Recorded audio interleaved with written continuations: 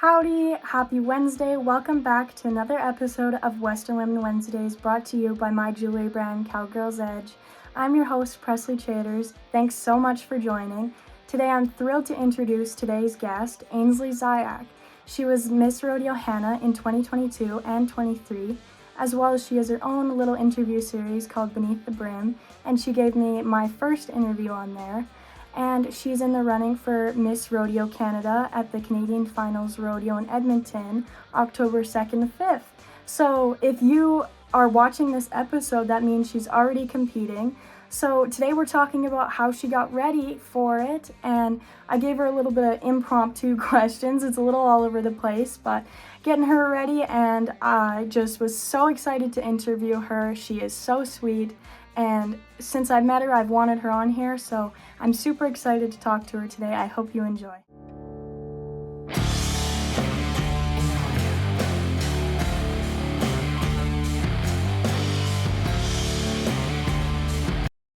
Hello, welcome back to episode number 11. I'm here with the beautiful Ainsley Zayac. Tell us about yourself, how old you are, just a little bit about you. So I'm from Vermilion, Alberta, where my family has an acreage. We have a couple horses, a couple sheep, and some bees in the summer. I was the 2023 Miss Rodeo Hannah, and with that title, I'm going to Miss Rodeo Canada during CFR. So I'm competing for that title all throughout the week, and then on the Friday, we're doing our crowning. So we're going to have a big moment and kind of see who gets to be the next representative of Miss Rodeo Canada. Yeah, congratulations on qualifying for that. That's so exciting, and you worked very hard to get there. So how do you go from Miss Rodeo Hannah to Miss Rodeo Canada? Right. What's the process like, and how do they pick which queens go to CFR? For sure. So in Rodeo Queen, if you have a pro title, so the rodeo that you represent is a pro title connected to the CPRA, then you are eligible to run for Miss Rodeo Canada. So once I won in 2022, I had that ability to go after my year was done. So you actually have 2 years once your year is finished to decide if you want to run for Miss Rodeo Canada. But it's a pretty big process, so some people choose not to. Essentially, when we go to CFR, there's a whole bunch of different components that we have to compete in. So we have public speaking, horsemanship are the biggest ones, but we also have a written exam on rodeo and equine science, a personal interview, modeling, and then your personality throughout the whole weekend. So we're going to lots of different events, talking with sponsors and people in the community. And so the judges are with you 24/7, watching how you interact and how you would be able to do the job as Miss Rodeo Canada. Cool. And what's your favorite element of the competition, and maybe least favorite? Favorite, I think, is definitely horsemanship. It tests you a lot. In horsemanship, you don't get to choose the horses you ride, and so you kind of just are plunked on whatever they find and that are volunteered and given to us, which is really great. But yeah, basically we have to do 2 reining patterns, a rail class, and then a wake and a flag up, all on different horses that we don't know. So it really tests your abilities as a horseman, and I think that it shows how you're going to be as Miss Rodeo Canada on the road. Neat. And so let's go back a little bit. How did you start queening? Did you have a family member involved? And you said you were Miss Rodeo Hannah in 2022. Were there any other titles before that? So my journey was a little bit different than a lot of other girls. I actually got into it through my horse. So I had a very grumpy, large gelding, and I put him in pink because I thought it was funny. And my mom joked when I wanted a pink shirt to match that I was a rodeo queen, and I had no clue what that was. So luckily I had a friend who used to volunteer for Miss Rodeo Canada, and so I went and talked to her, and she told me a little bit about what it was. It was right during COVID though, so I actually messaged people on social media and interviewed them kind of like this, just on the phone, back and forth, and asked their advice and what they liked about it and what they got out of it, and kind of if it would be something that would interest me. Yeah, that's super neat. You saw something you might be interested in, you learned about it. I absolutely love that. Thank you. Leading up to the Canadian Finals Rodeo, when do you leave, and how are you preparing for the competition, and what does your day look like getting ready for it? So we officially move in this Saturday, which will be October 28th. So it's coming up pretty fast. We only have about 4 days, I think. But the actual finals doesn't start until the 2nd, right? You're there a few days before. Yeah, so we have lots of events leading up. So we get there, and then we have a black tie bingo event. And the next day we visit a ton of different sponsors and just kind of spread awareness about the rodeo. So we get there, we move in and all that kind of stuff. So right now my goal is to finish ironing shirts because I have a lot of them. There's quite a few outfits that I have to get ready and finished, as well as tailoring anything, making sure that all my stuff is ready to go, and getting on lots of different horses, practicing my speech over and over again, and just making sure that my bases are covered, so when I go, it's a little less scary. Are you studying for like the written elements and stuff like that? Because I know it's in like unprepared or impromptu speech, that's the word. So how do you prepare for something like that? So in our speaking, we have a prepared speech that has to be from 3 to 4 minutes, and then we also have extemporaneous speeches and impromptus.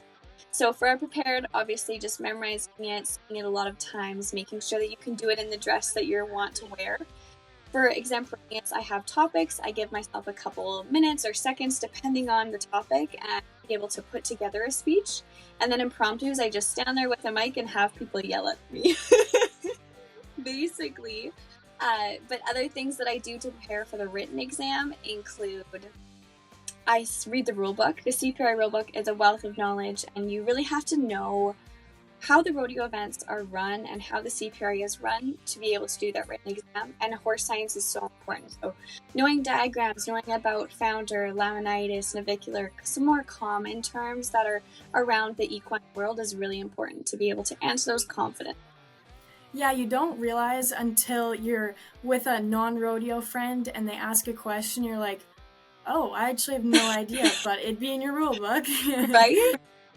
And it's hard, too, to explain a rodeo event to someone who's never come and seen before. Because you're like, oh, yeah, they just run through the barrier. But what is the barrier? Yeah, like explaining breakaway roping and calf roping. I don't get off. I'm still on the horse. Yeah.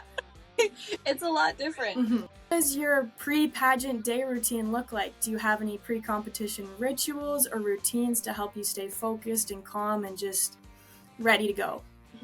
So in the morning, I think it's really important to stay centered and not be worrying about a million different things.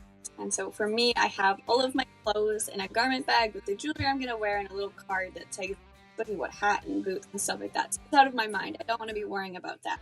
I've got a lot of things on the go. So once I get up and I get everything ready, I like to have all of that organized and turn on my phone. I listen to a lot of motivational podcasts as well as just music because for me, I get worked up when I'm thinking about the future.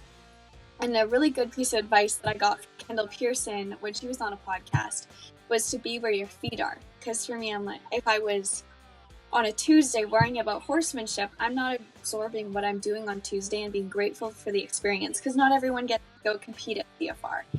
And so just being where my feet are, trying to breathe and be as calm as possible. And then at the end of the day, I like to write everything good and everything bad down on a piece of paper and then just close the book because that's over and I need to move on.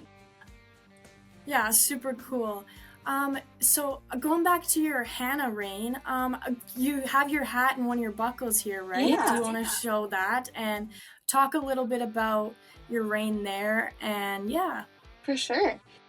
So my buckle looks like this. I don't know, that's super crazy, but it's pretty fun. It's got a little crown on it. It's a nice little oval shape, so it works great for me. And then this is my hat and crown. So for the crowns, they sit on the crown of your hat, and they go around like this with links and silver. So they just kind of slide over and stay. This one was custom made for us back in 2011, and it's lasted a very long time. We just cleaned it and shined it up, so it looks really great and ready for CFR. Pretty. And so you'll wear that the entire time you're at CFR unless you win, right? So we wear those as well as the sash. We have a Rodeo Hannah sash that you wear the entire time, so judges are able to place where you're from and who you are, because sometimes learning 7 names is pretty tricky on the first day. Yeah, so we wear those the whole time. Nice. Which are you excited for the fashion show? Which event are you most excited for, do you think? I think horsemanship is really, really cool just because we do get to ride lots of different horses. I'm also very excited for public speaking. Really? Yeah, That's a shocker. it is a shocker. It's a little bit different, but I've worked so hard on my speech and I'm just so proud of it that I'm excited to give it. And I hope that with the amount of practice that I've done, when I stand up there, I won't get too nervous. Yeah, for sure. What have you learned from talking with other contestants competing for Miss Rodeo Canada or prior Miss Rodeo Canada? Has there been any particular moments or connections that kind of stood out to you? Oh, yeah, of course. So this year, I'm competing with a lot of girls that I queened with last year. Because how it works is when you give up your title, then you can run for Miss Rodeo Canada, or you can run for Miss Rodeo Canada with the title, like the year you win. And so I was very fortunate to be queening with all of these girls that I'm running against. And most of them are my friends, which is fun and tricky at the same time because you want to come in with an edge, but at the same time, these are the girls that I've spent numerous nights in hotel rooms with, lots of long drives, and just some crazy moments that happen when you're on the road. So I'm really excited. They are wealths of knowledge. All of them are so amazing.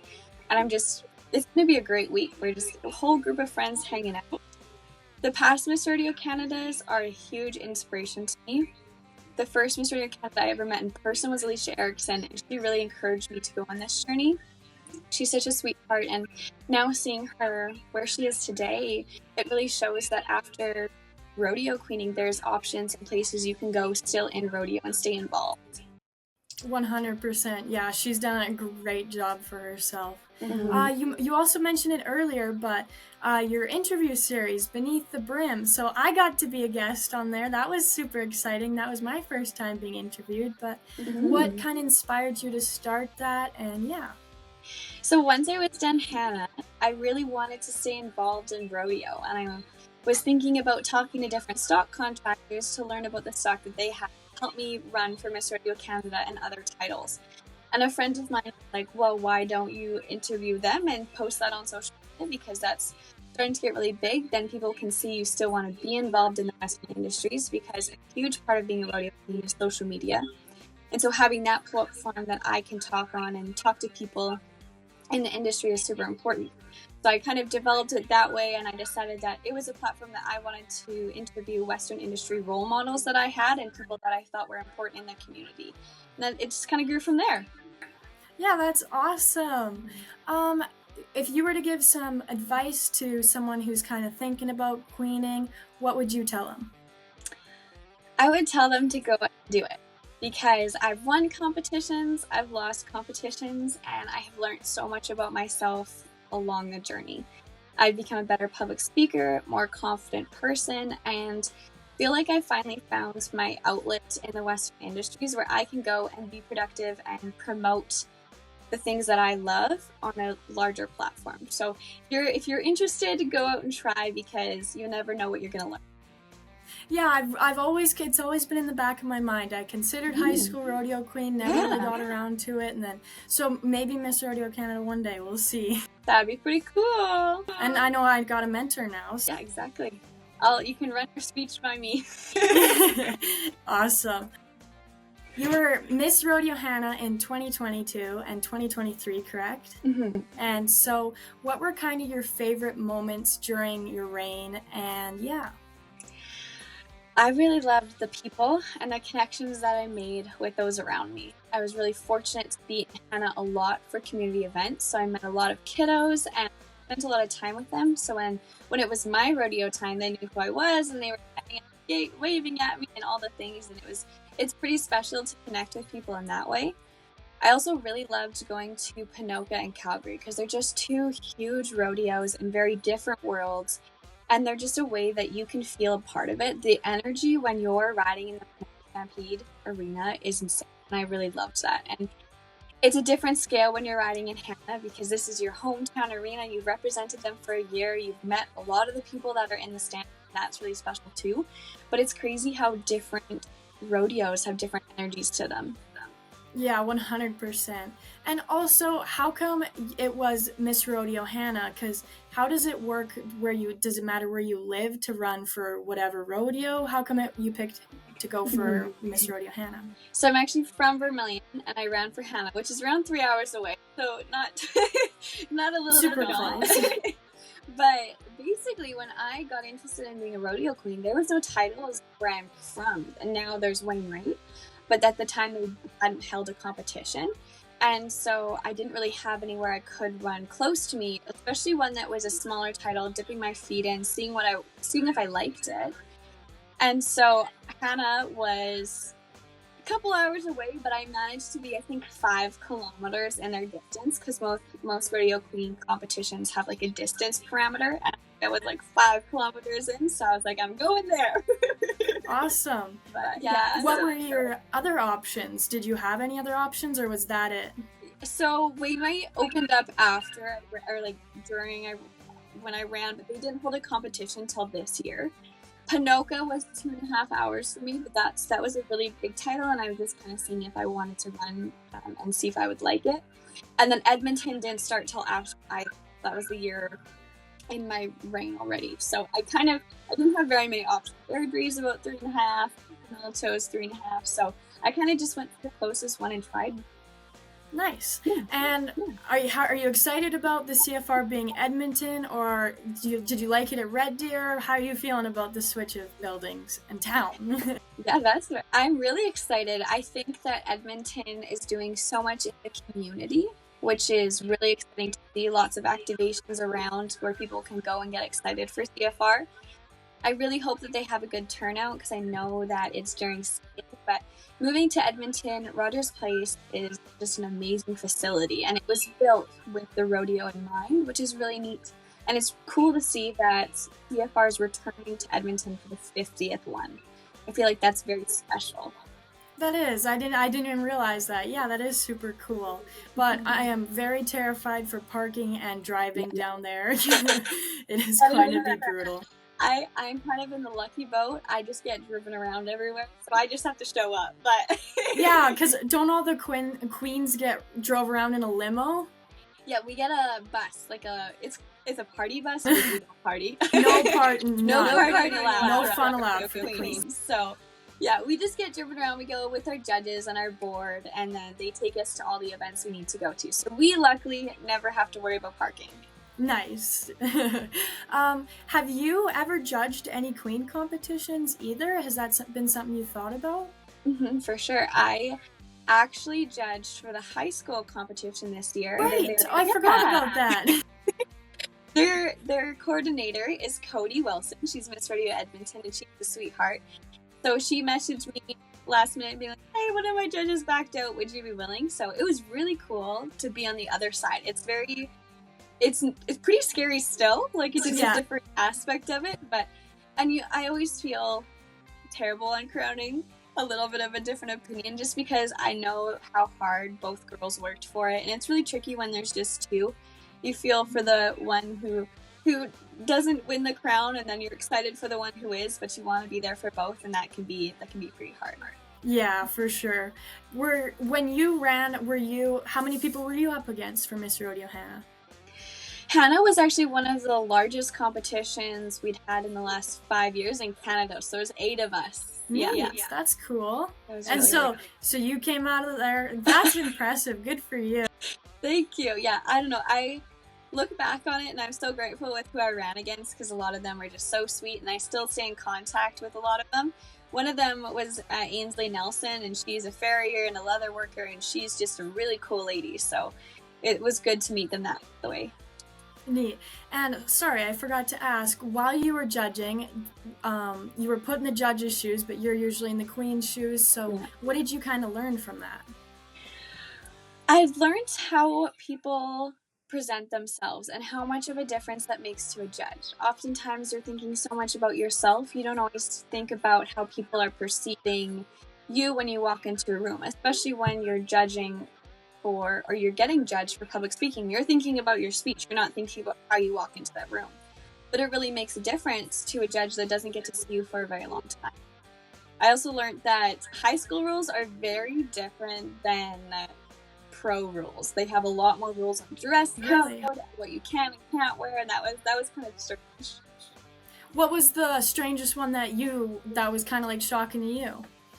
One of them was you're not allowed to wear a jacket while public speaking. One of these girls wore a beautiful blazer, and I thought it looked really smart. But apparently, we had a past high school queen there, and she let us know that it was actually against the judge book. Yeah. For what? I don't know. They're kind of silly. It's a love-hate relationship. Love-hate relationship with high school rodeo dress code. They're very stickler on how everything's done and their motto and stuff like that. Mm-hmm. But like, it is annoying. I don't want to be in my cowboy attire an hour before and after, but then it puts you in that mindset for when you go to college rodeos and other rodeos. You look presentable and you're showing off rodeo well.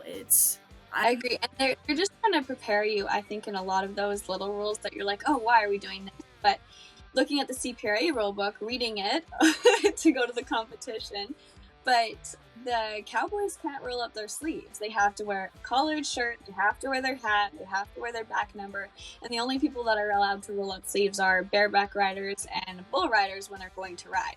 And so I think that high school is just trying to emulate that and help people learn and grow with the rules, but it is definitely kind of crazy. Yeah, for sure. I think that's pretty good. I have one more question I'll ask, and then I'll kind of wrap it up. But or actually two. Okay. Going into CFR, who's coming with you, and who's your support team?